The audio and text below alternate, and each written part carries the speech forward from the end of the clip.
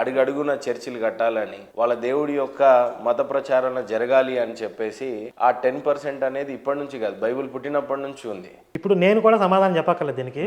కొంతమంది పాస్టర్లు, ఇప్పుడు విజయప్రసాద్ రెడ్డి అనే పాస్టర్ కానీ ఇంకొంతమంది దశంభాగాలు తీసుకోవడం బైబిల్ ప్రకారంగా తప్పు అని వాళ్ళే చెప్తున్నారు. అవునా? చెప్తున్నారు 100%. మీకు మాస్టర్లు క్లోజ్ అయిపోతారు. ఐ థింక్ చర్చిలు కూడా ఇంక అంతమైపోతాయేమో నా ఉద్దేశం. మీరు కావాలంటే విపి రెడ్డి గారిని పిలిచి దశంభాగాలు తీసుకోవడం తప్ప రైట్ అడగండి. ఇప్పుడు ఫోన్లో మాట్లాడండి, నంబర్ ఉంటే కనుక ట్రై చేద్దాం. ఆయన తప్పని చెప్తారు. ఇంకొంతమంది ఉన్నారు పాస్టర్లు. అది ఎవరికి, బైబిల్లో వాళ్ళు ఎవరికి రాసుకున్నారు? యోధా మతంలో యూదులు వాళ్ళ యాజకులకి వాళ్ళ మత ప్రచారం కూడా లేదండి వాళ్ళకి. జస్ట్ వాళ్ళ మతాన్ని ఒక ఆర్గనైజ్ చేసిన యాజకులు అనే ఒక వ్యవస్థ ఉంది. ఒక వంశానికి వాళ్ళ పేర్లు ఏంటి? లేవీయులు. ఆ లేవీయులకి మిగిలిన వాళ్ళు 10% ఇచ్చి వాళ్ళని పోషించాలి. ఎందుకంటే వాళ్ళు వేరే పని చేయాలి. మీ వ్యక్తిగత సమాధానమా, లేకపోతే రేపు పాస్టర్లోడికి కూర్చున్నప్పుడు మహేందర్ని కానీ, లలిత్ గారిని కానీ, కరుణాకర్ గారిని క్వశ్చన్ చేసే పరిస్థితి వస్తే బైబిల్ ఖచ్చితంగా యూ మస్ట్ ప్రూవ్ చేయాల్సి ఉంటుంది. 100% బైబిల్ నుంచి మాట్లాడుతున్నాం. ఇప్పుడు దీని మీద తప్పు అనే పాస్టర్ ఉంటే రమ్మనండి, డిబేట్ రమ్మనండి. దశంభాగాలనే కేవలం ఇజ్రాయేలీకి సంబంధించినవి. వీళ్ళు మాట్లాడితే మా పాత నిబంధన రద్దు చేయబడింది అంటారు కదండి, మీరు విన్నారా? పాత నిబంధన కొట్టేయబడింది అని చెప్పి.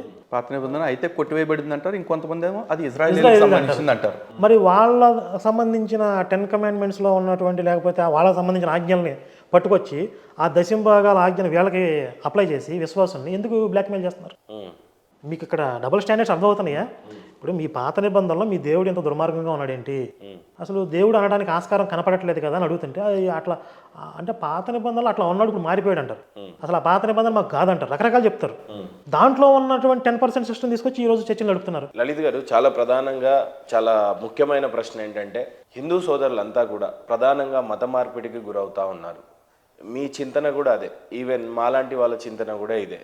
దేశంలో శాంతి భద్రతలు కూడా దీనివల్ల ముంపుగా కనపడతా ఉన్నాయి. దేశంలో ఒక చర్చి మాత్రమే సంవత్సరం మొత్తంలో 3-4 లక్షల మందిని మార్చగలిగినప్పుడు అనేకమైన చర్చిలు ఎంతమందిని మార్చుండొచ్చు? ఒకటి. రెండోది, మొన్న నా ఇంటర్వ్యూలో బ్రదర్ సిరాజ్ గారిని ఇంటర్వ్యూ చేయడం జరిగింది. అసలు హిందూ సోదరుడు ఇస్లాంని పుచ్చుకుంటాడని నేను కలలో కూడా అనుకోలేదు. అనుకున్న తర్వాత ఆయన మారినా సరే, బట్ ఆయన కూడా అదే చేయటం అనేది చాలా క్వశ్చన్ వేసుకోవాల్సిన పరిస్థితి. మనం అంతా కూడా ఓన్లీ హిందువే ఎందుకు బలిపశు అవుతా ఉన్నాడు? ఎందుకు మతం అనేది ఒక పక్క ఇస్లాంలో కానీ ఒక పక్క క్రిస్టియానిటీలో చేరే ప్రధాన కారణం ఏంటి?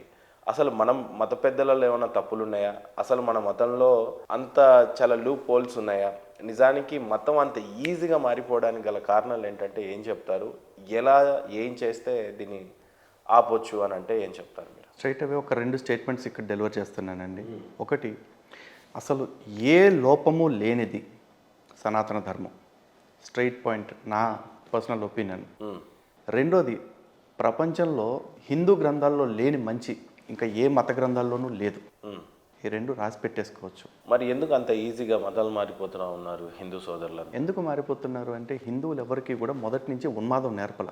ఈ రోజున యోధా మతం చూసుకోండి, యూదులకు ఎట్లా నేర్పారంటే, ఈ ప్రపంచంలో ఉన్న మిగతా మనుషులంతా వేరు, మిగతా జాతులంతా వేరు, మీరు స్పెషల్, మీరు స్వయంగా దేవుడి చేత ఎన్నుకోబడిన జనాలు అని చెప్పేసి చెప్పారు.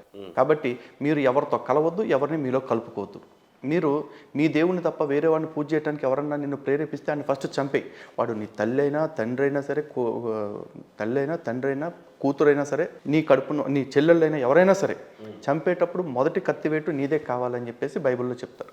ఈవెన్ క్రిస్టియానిటీ ప్రకారం చూసుకోండి, జీసస్ స్వయంగా చెప్పిన మాట ఏంటంటే, నా దగ్గరికి వచ్చినప్పుడు నేను తప్ప నీ తల్లి కానీ తండ్రి కానీ నీ ప్రాణాన్ని కానీ అన్నిటిని నువ్వు ద్వేషించాల్సిందే, అప్పుడే నా శిష్యుడు అవుతావు అని చెప్పారు. అలాగే ఇస్లాంలో చూసుకోండి, వాళ్ళ గ్రంథాల్లో ఉన్నాయి, మన గ్రంథాల్లో అసలు మారకుండా. అందుకే చెప్తున్నాను సార్, శ్రీరామ రక్ష ఏదో ఒకటి ఉండాలి కదా. అందుకే చెప్తున్నాను సార్. ఇంకొకటి, ఖురాన్లోకి వచ్చేపాటికి ఖురాన్లో కూడా చాలా స్పష్టంగా ఏంటంటే, అవిశ్వాసులు లేదా ముష్రిక్కులు లేదా కాఫీర్లు ఎక్కడ కనపడితే అక్కడ చంపేయండి అని చెప్పేసి చెప్పారు. అంటే నీ మతం కానోడికి నీ దగ్గర స్పేస్ ఉంచకు, ఎందుకంటే వీడు నిన్ను మార్చే ప్రమాదం ఉంది అని చెప్పారు. కానీ సనాతన ధర్మం పుట్టే నాటికి అసలు ఈ మతాలు ఏవీ లేవు, ఉన్నది ఒక్కటే సనాతన ధర్మం. కాబట్టి మనం ఇంకో దాని గురించి ఆలోచించాల్సిన అవసరం రాలేదు. హిందూ వాంగ్మయం అంతా అలాగే వచ్చింది. అలాగే హిందూ వాంగ్మయం అంతా కూడా ఏం చెప్తుందంటే, సమం సర్వేషు భూతేషు తిష్టంతి పరమేశ్వరం, అన్నిట్లో పరమాత్ముడు సమంగా ఉన్నాడు, కాబట్టి అన్నిటిని గౌరవించమనే చెప్తున్నారు. అలాగే అద్వేష్ట సర్వభూతాన మైత్ర కరుణయేవచ అని చెప్పారు. అంటే నీ చుట్టుపక్కల ఉండే ఏ జీవాన్ని కూడా, మనుషులనే కాదు, ఏ జీవరాశి పట్ల కూడా ద్వేషం లేకుండా మైత్రి కరుణ భావనలతో ఉండమన్నారు. ఇన్ని నేర్చుకున్న మనం ఏ విధంగా ఎరా నువ్వు క్రిస్టియన్ వంటగా నిన్ను చంపేస్తాం, ఎరా నువ్వు ముస్లిం వంటగా నువ్వు మీ దేవుని పూజ చేస్తే మేము నరికేస్తాం అని ఎట్లా చెప్తాం మనం? ఇక్కడ లేదు. చెప్పం. సో మనం వాళ్ళు కనిపించినప్పుడు క్రిస్టియన్ అయితే ఏం అన్నగారు బాగున్నారా, ముస్లిం అయితే ఏం భాయ్ బాగున్నారా అని మాట్లాడటం అలవాటు అయిపోయింది. చాలా బాగా సో చెప్పారు ఈ మంచితనాన్ని అడ్వాంటేజ్గా తీసుకుని వీళ్ళు మన గుడిసెల్లోకి వచ్చేసి, మన ఇళ్లల్లోకి వచ్చేసి, మన బంగాళాల్లోకి వచ్చేసి దారుణంగా మత మార్పిడి చేస్తున్నారు. మన దేవుళ్ళ మీద విషం కక్కుతూ, మన మెదళ్ళలోకి విషాన్ని నింపుతూ. ప్రధానంగా చెప్పాలంటే లలిత్ గారు, ఇందాక మీరు చాలా బాగా చెప్పారు ఒక విషయం. మన సనాతన ధర్మంలో కానీ వేదాల్లో కానీ ఎక్కడ కూడా వీళ్ళ ప్రస్తావన లేదు. లేదు. కారణం మొన్న వచ్చారనేది నేను అనుకుంటున్నా. 100%. వీళ్ళ దాంట్లో అన్యమతస్థులు విగ్రహారాధన విగ్రహారాధన విగ్రహారాధన మన గ్రంథాల్లో ఉందండి. ఇప్పుడు భాగవతంలో కానీ ఇలాంటి కొన్ని చోట్ల భవిష్యత్తులో పాషాణ మతాలు వస్తాయని ఉంది. అప్పటికే ఉన్నాయని లేవు. కానీ వీళ్ళ మతాల్లో ఏంటి, అప్పటికే మతాలు ఉన్నాయని రాశారు. వేరే దేవతలను ఆరాధిస్తున్నారు, వేరే మతాలు ఉన్నాయి, వేరే మతాల జోలికి మీరు పోకూడదు అంటే వీళ్ళ మతం కొత్తగా వచ్చింది. పూర్వమే మతాలు ఉన్నాయి, కానీ మన ధర్మంలో అప్పటికి మతాలు లేవు.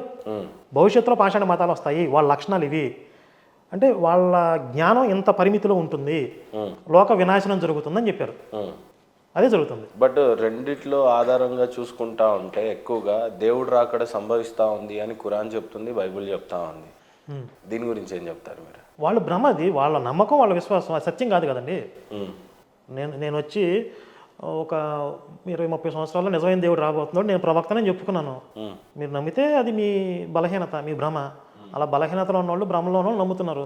మీరేమంటారు లలిత్ గారు? సార్, ఇప్పుడు ఈ మతాల గురించి మాట్లాడితే మనం సభాముఖంగా చెప్పొచ్చో లేదో తెలియదు, కానీ కొంతమంది అయితే నోటుతో నవ్వరు సార్, ఇంకా వేరేగా ప్రయత్నం చేస్తారు. ఎందుకంటే యోధా మతం మీరు చూసుకోండి, యూదులు యేసుక్రీస్తుని ఎవరు చంపారు సార్? హిందువులా?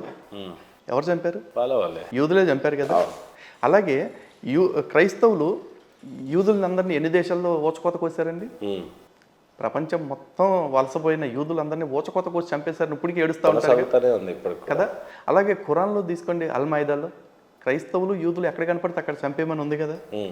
ఒకే తండ్రి సంతానం అని చెప్పుకుని ఈ 3 మతాలు కలిసి ఉండటానికి అవకాశం లేదు వాళ్ళ మత గ్రంథాల ప్రకారం. వీళ్ళు హిందువులను బతకనిస్తారు.